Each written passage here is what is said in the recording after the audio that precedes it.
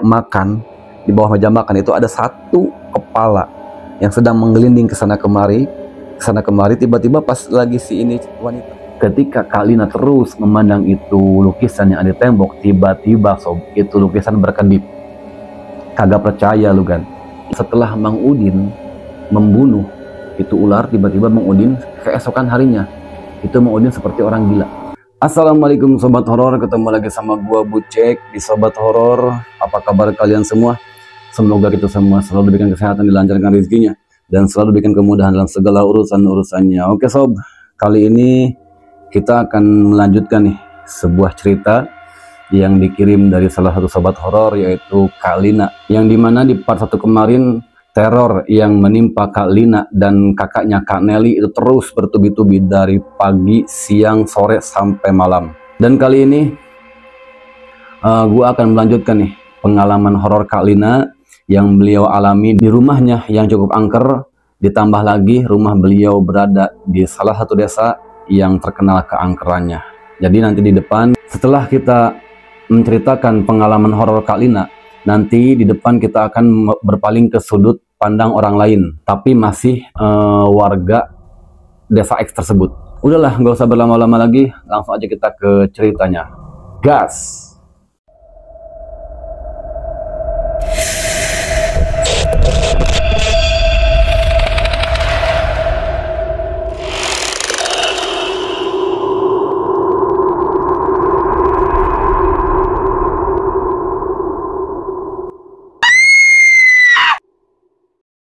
Oke sob, setelah di part pertama kemarin kita udah membahas pengalaman horor Kak Lina dari pagi, sore, dan malamnya. Singkat cerita, besok harinya seperti biasalah Kak Lina dan Kak Nelly itu mengerjakan aktivitas seperti biasa, membereskan rumah, terus mengurusi Anang yang masih bayi. Singkat cerita, siang pun tiba. Langit tiba-tiba mendung, terus kemudian turun hujan deras. Seperti pada umumnya, Kak Lina itu kan masih di usia 10 tahun nih. Ketika melihat hujan turun deras, girang dong beliau. Nah, ketika beliau mau bergegas keluar, mau lihat hujan dan berniat ingin hujan-hujanan, ketika beliau pas buka pintu, kebetulan sekali di depan itu udah ada temennya yang sebut aja namanya Yeni kali ya. Nah, Yeni ini ketika beliau berlari-lari melintas ke depan rumahnya Kak Lina, melihat Kak Lina buka pintu, Kak Yeni langsung memanggil Kak Lina nih. Lin, sini Lin, kita hujan-hujanan. Akhirnya udah mah Kak Lina pengen hujan-hujanan, ketambah ada temen. Ya udah pas. Jadi beliau langsung hujan-hujanan, bermain ke sana kemari, bermain air hujan, berlari ke sana kemari, main ke sana kemari, pokoknya. Tiba pada waktunya Kak Lina dan Kak Yeni sampai di satu tempat yang dimana di tempat tersebut itu ada bendungan air. Berarti Kak Lina dan Kak Yeni itu mereka bermain di pinggiran sungai, yang dimana sungai tersebut ada bendungan airnya. Bukan tanpa alasan Kak Lina dan Kak Yeni ini bermain di pinggiran sungai. Karena apa? Karena di situ masih ada banyak, ya namanya juga tahun 80-an kan, masih jauh dari, pokoknya masih asri lah. Itu di pinggiran sungai banyak yang namanya pohon mangga. Kebetulan pada waktu itu pas musim mangga. Nah, niatan mereka pergi ke sana yaitu pingin mungutin mangga sob. Mungutin mangga. Akhirnya apa? Akhirnya mereka berdua berpencar ke berbagai arah untuk mencari mangga yang jatuh. Dapat satu mangga mereka kantongin, dapat satu mangga mereka kantongin, dan tiba-tiba sob,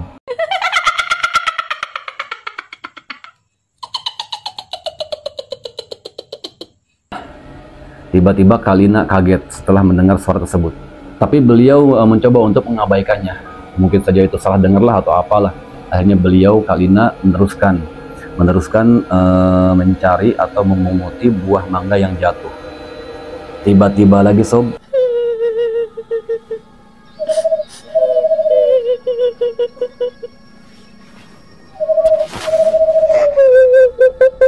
nah suara yang kedua, Kak Lina agak ngeri juga.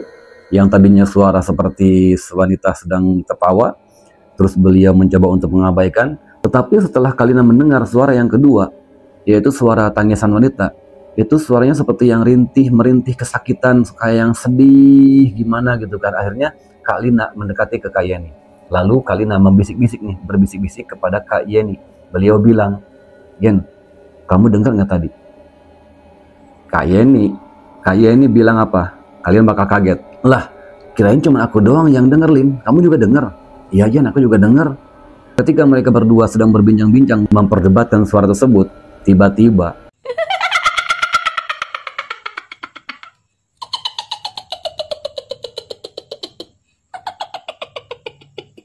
sontak mereka kaget sob mendengar suara tersebut. Mereka langsung kabur dari tempat tersebut, lari sekencang-kencangnya tanpa ada pamitan, tanpa ada kata perpisahan. Langsung mereka berlari ke rumah masing-masing. Dan alhamdulillah setelah mereka sampai di rumah masing-masing, itu gangguan nggak ngikutin sampai ke rumah. Akhirnya setelah Kak Lina sampai di rumah, beliau langsung bersih-bersih, mandi di kamar mandi. Terus beliau langsung rebahan, istirahat, dan semuanya kembali aman. Di malam harinya, Kak Lina dan Kak Nelly pergi ke sebuah warung. Ada sesuatu yang ingin mereka belilah. Mereka pergi ke sebuah warung, membeli sesuatu yang ingin mereka beli. Ketika perjalanan dari rumah ke warung itu nggak ada gangguan apapun. Tapi ketika Kak Lina dan Kak Nelly pulang dari warung menuju ke rumah, itu ada sesuatu lagi sob. Ada sesuatu yang bikin Kak Lina kaget dan takut. Karena apa? Karena dari warung menuju ke rumah, mereka tuh melewati rumah-rumah warga tuh. Nah, ketika Kak Lina dan Kak Nelly sedang berjalan menuju ke rumah, itu ada satu rumah yang dimana itu rumah tersebut di temboknya itu terdapat sebuah lukisan. Padahal tuh di rumah tersebut itu nggak ada lukisan sama sekali. Tapi kok di malam itu Kak Lina melihat ada satu lukisan yang ada di tembok salah satu warga. Nah, Kak Lina nanya ke Kak Nelly, Kak, emang itu di rumah itu ada lukisan di temboknya?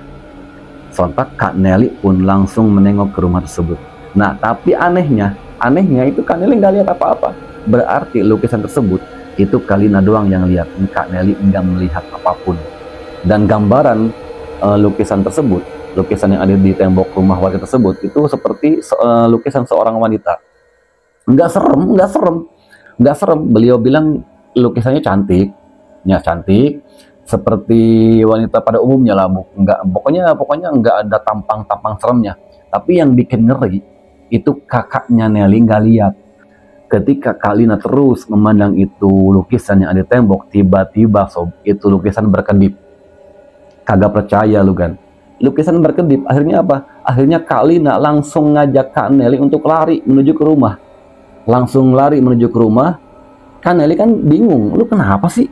Ya kan, kamu kenapa sih lari kayak gitu, Lin? Takut jatuh. Kak, nantilah di rumah Lina jelasin. Sekarang pokoknya lari dulu. Cepat-cepat kita harus nyampe ke rumah. Akhirnya setelah nyampe ke rumah, Lina pun bercerita apa yang beliau alami tadi di jalan. Lu bayangin sob, di rumah warga yang dimana itu rumah nggak ada lukisan. Emang nggak ada lukisan karena apa? Karena Kak Nelly nggak lihat, cuman Kak Lina doang yang lihat. Dan yang lebih seremnya lagi, yang lebih ngerinya lagi, itu lukisan tiba-tiba berkedip sob. Kalau kalian ada di posisi Kak Lina, apa yang bakal kalian lakukan? Oke sob, itu pengalaman horor yang dialami oleh Kak Lina. Jadi selama ini kita menceritakan dari sudut pandang Kak Lina yang beliau alami di rumahnya dan di desa X. Dan sekarang kita akan beralih ke sudut pandang orang lain, tapi ini cerita masih dijelaskan oleh Kak Lina. Pernah suatu hari di desa tersebut itu ada satu rombongan yang sedang KKN di desa X. Kak Lina nggak menjelaskan mereka tuh KKN dari kampus mana, dari universitas mana, itu Kak Lina nggak menjelaskan. Intinya pada waktu itu ada satu rombongan yang sedang melakukan PKL mungkin kalau zaman sekarang.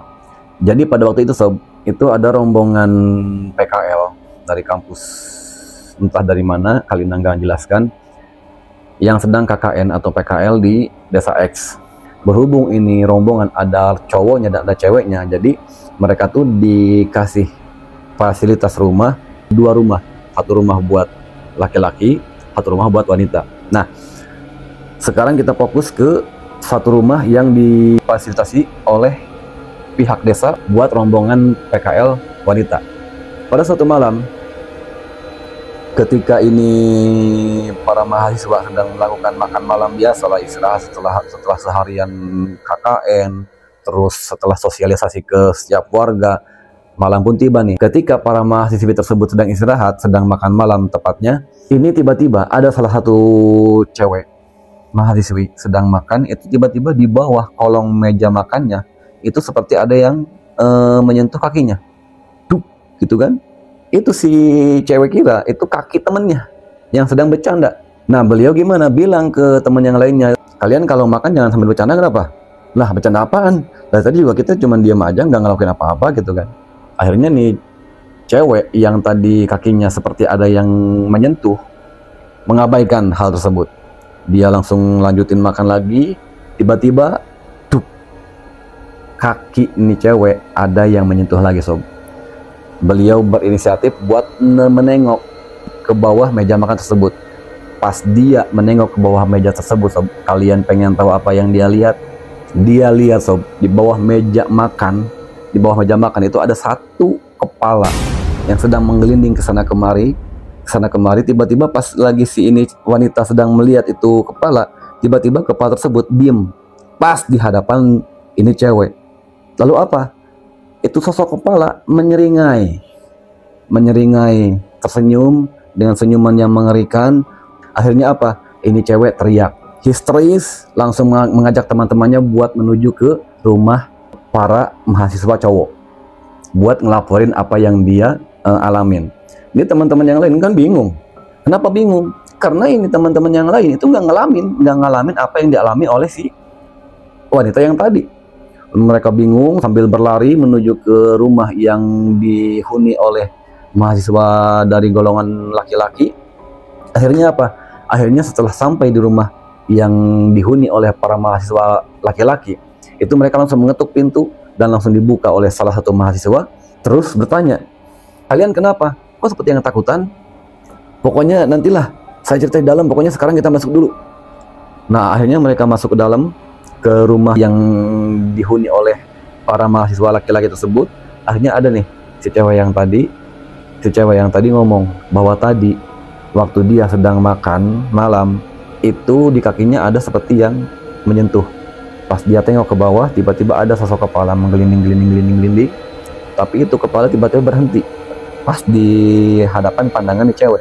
Terus itu kepala menyeringai, tersenyum dengan senyuman yang sangat mengerikan. Akhirnya apa? Akhirnya teman-temannya cewek yang lain ngeri dong dengar cerita temannya seperti itu. Akhirnya salah satu mahasiswa yang cowok menyarankan buat ini para wanita tidur di rumah yang ditempati oleh para mahasiswa yang laki-laki. Singkat cerita, mereka pun tidur di ruangan yang berbeda.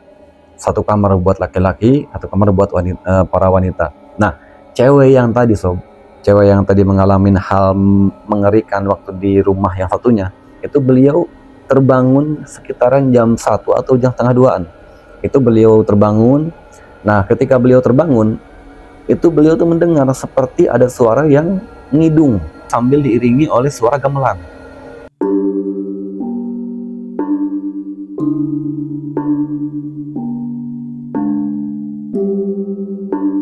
Tapi sosok dari suara tersebut itu nggak ada, cuman ada suaranya doang.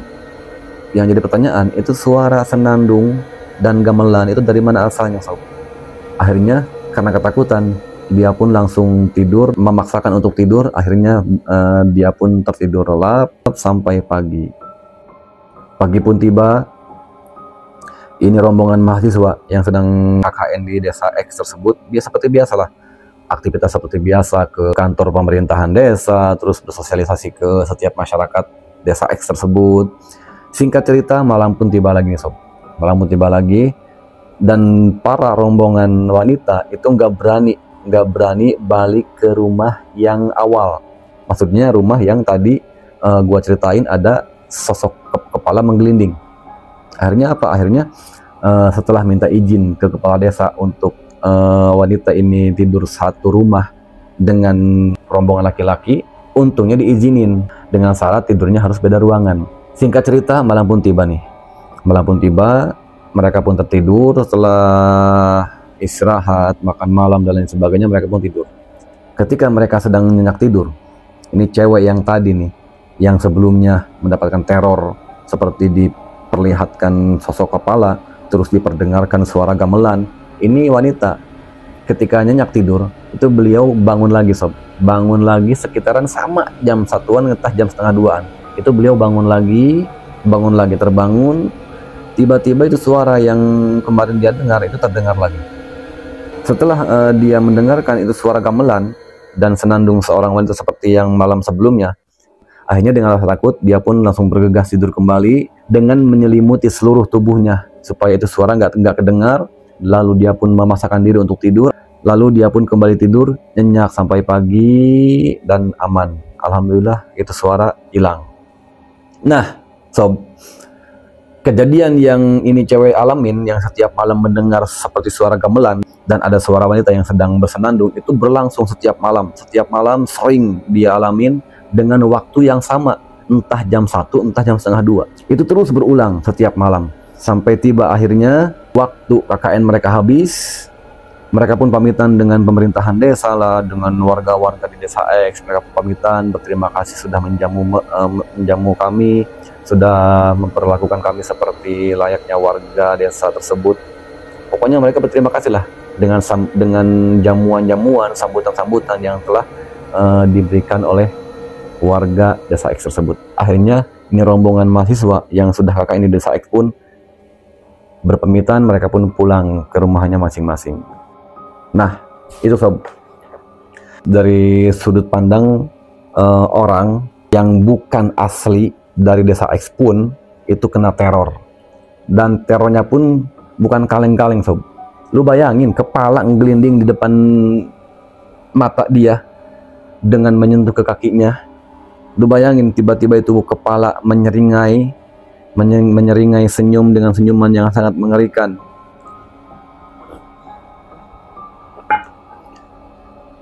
Itulah pengalaman yang dialami oleh para mahasiswa yang sudah melakukan KKN di desa X sob. Dan sekarang kita beralih ke sudut pandang tetangga-tetangganya Kalina nih. Yang pertama, itu ada satu tetangganya yang mengalami sesuatu yang cukup mengerikan juga sih.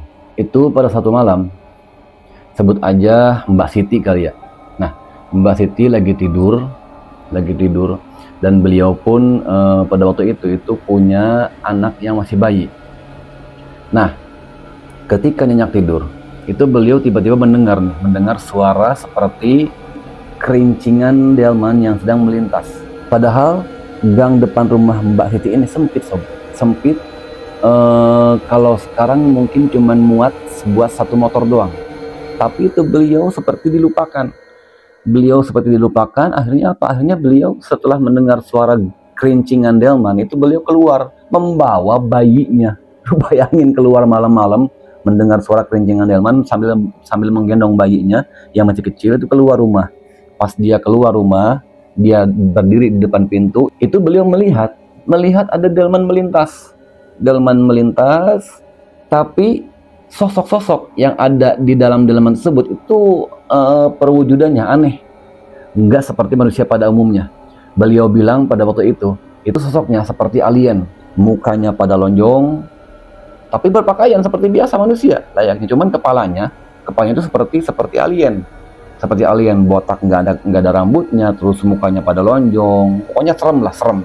Tapi pada waktu itu entah apa yang ada di pikiran Mbak Siti, itu beliau sungguh ngeri ngelihatnya, cuman dia tuh seperti terpaku, nggak bisa masuk, seperti dipaksa untuk melihat fenomena tersebut. Jadi beliau tuh melihat sampai akhirnya itu delman belok ke salah satu gang yang lain, terus menghilang. Nah, disitulah Mbak Siti baru bisa menggerakkan badannya. Beliau langsung masuk ke dalam rumah, lalu beliau pun langsung menidurkan bayinya lagi. Dan alhamdulillah setelah beliau Mbak Siti melihat fenomena tersebut, itu alhamdulillahnya nggak ada kejadian yang lebih mengerikan lagi. Itu pengalaman Mbak Siti, tetangganya Kak Lina. Kita beralih ke sudut pandang tetangganya Kak Lina yang lain nih. Ada lagi tetangganya Kak Lina yang sebut aja namanya Mang Adi. Nah, pada waktu itu Mang Adi ini emang masih kerabatnya Kak Lina. Itu pada suatu pagi Mang Adi ini itu mau keluar rumah. Itu Mang Adi di sekitaran usianya mungkin masih lah di umuran 20 tahun ke atas, nggak nyampe 30 tahun. Itu beliau waktu itu mau keluar rumah. Pas beliau buka pintu rumah depan, itu tiba-tiba di depan pintu itu ada seekor ular berwarna hitam pekat. Beliau kaget, terus beliau berteriak minta tolong. Karena apa? Karena beliau takut itu ular, takut masuk ke dalam. Akhirnya setelah beliau berteriak, itu ada tetangganya yang lain, sebut aja namanya Mang Udin kali ya. Nah, Mang Udin itu lari ke rumah Mang Adi. Ada apa, Di? Ini Mang, ada ular, gitu kan. Nah, sontak Mang Udin itu langsung ngambil sebatang kayu, itu ular tanpa ampun sob, digebukin sama dia sampai mati. Itu ular mati. Akhirnya setelah mati, itu di sebelah barat rumah Mang Adi itu kan ada aliran sungai kecil yang waktu gua podcast sama siapa tuh gua lupa lagi, yang dimana itu sungai itu berujung ke satu titik yang nggak ada terusannya, dalam kurung itu sungai buntu sob. Nah, akhirnya ini Mang Udin setelah ngegebukin itu ular sampai mati, ini ular dibuang ke sungai tersebut. Nah, setelah Mang Udin ngegebukin itu ular sampai mati sob, itu ular dibuang ke kali yang ada di sebelah barat rumahnya Mang Adi. Nah, setelah dibuang, terus itu ular udah entah kemana, entah itu ular beneran, entah itu ular jadi-jadian. Setelah Mang Udin membunuh itu ular, tiba-tiba Mang Udin keesokan harinya itu Mang Udin mengalami yang namanya mungkin gangguan jiwa kali, dalam kurung gila lah, gangguan jiwa. Dan itu gangguan jiwa yang dialami oleh Mang Udin itu berlangsung sampai beliau meninggal dunia. Nah sob, jadi ada yang bilang, kata warga yang lain nih, itu ular yang dibunuh oleh Mang Udin itu katanya ular dari kerajaan jin yang ada di Kalibuntu, yang pernah gua bahas waktu gua podcast sama siapa gua lupa lagi. Nah sob, kita doain semoga Mang Udin yang udah meninggal, semoga beliau ditempatkan di tempat yang baik, tempat yang indah di alam kuburnya, amin. Nah sob, masih di sudut pandang Mang Adi nih. Singkat cerita, Mang Adi ini nikah dengan wanita di luar desa X, dan beliau ikut ke kampung halamannya istrinya. Nah, pada suatu hari ini Mang Adi sama istrinya sedang berkunjung ke desa X. Ya biasalah, untuk menemui orang tuanya lah, untuk melepas kangen rindu dengan orang tuanya. Dalam kurung ya singkatnya silaturahmi lah pada orang tuanya. Nah, di siang hari sob, lu bayangin di siang hari itu Mang Adi itu beliau tidur di kamar beliau waktu masih remaja. Itu beliau tidur, tapi ketika tidur itu seperti ada sesuatu yang melintas di hadapannya. Padahal beliau itu lagi tidur sob, mata merem, tapi beliau tuh merasakan seperti ada sesuatu yang melintas di hadapannya. Akhirnya Mang Adi dengan perasaan seperti itu, beliau buka mata, dan kalian pengen tahu apa yang ada di hadapan Mang Adi? Itu di hadapan Mang Adi sob, itu ada sosok nenek-nenek dengan muka yang mengerikan, rambut serba putih, dengan pakaian kebaya zaman dahulu, sambil membawa tongkat. Diam di hadapan Mang Adi, terus itu sosok nenek-nenek menengok ke arah Mang Adi. Ini Mang Adi bukan mimpi ya, ini nyata sob. Nah, tiba-tiba itu sosok nenek-nenek menengok ke arah Mang Adi sambil menyeringai, senyum dengan senyuman yang mengerikan. Nah, setelah mengalami hal tersebut, itu Mang Adi langsung bergegas menuju ke salah satu rumah tetangganya yang emang bisa disebut itu orangnya orang pintar. Nah, bertanyalah beliau kepada orang pintar tersebut, Kang, tadi saya waktu di rumah itu melihat seperti ada sosok nenek-nenek. Kira-kira itu sosok apaan ya? Nah, akhirnya nih orang pintar bilang, oh itu mah sosok yang udah biasa berkeliaran di kampung kita, Di. Itu namanya si Karisem. Nah, setelah berbincang-bincang dengan orang pintar tersebut, katanya sih itu sosok kan nggak berbahaya. Cuman ya nggak berbahaya juga kalau nampakin di depan kita, makan takut juga. Nah, akhirnya apa? Akhirnya Mang Adi pun setelah berbincang-bincang dengan orang pintar tersebut, beliau pun pulang lagi ke rumah. Dan setelah sampai ke rumah, itu Mang Adi langsung bertemu dengan istrinya. Dan istrinya pun bercerita Sob kepada Mang Adi bahwa dia itu baru saja tidur di salah satu kursi. Tapi posisi tidurnya istrinya Mang Adi itu kaki yang satu itu menjuntai ke bawah, yang akhirnya itu kakinya ada di depan kolong kursi yang dipakai istrinya Mang Adi tidur. Nah, ketika lagi tidur, itu seperti ada sesuatu yang mengusap-usap kakinya. Akhirnya istrinya Mang Adi itu kaget, bangun, pasti tengok ke arah kolong kursi tersebut Sob. Beliau pun melihat di bawah kolong kursi yang ditempati oleh istrinya Mang Adi tidur, itu ada sosok nenek-nenek dengan berpakaian seperti orang-orang zaman dulu. Lalu itu sosok nenek-nenek sedang berhadapan langsung dengan istrinya Mang Adi, itu tersenyum menyeringai, senyuman yang mengerikan. Ternyata Sob, ketika Mang Adi mengalami hal yang mengerikan ketika beliau tidur, terus beliau bangun melihat sosok nenek-nenek, terus beliau bangun menuju ke orang pintar tersebut, itu sosok si Karisem pindah mengganggu ke istrinya Mang Adi. Jadi ini suami istri itu diteror dengan sosok yang sama. Sosok nenek-nenek yang dibilang oleh orang pintar tersebut itu namanya Karisem. Dan si Karisem ini itu emang satu sosok yang sudah biasa berkeliaran di desa X tersebut Sob. Jadi mungkin nanti kita di depan akan bertanya, nih sosok si Karisem itu ada nggak sejarahnya?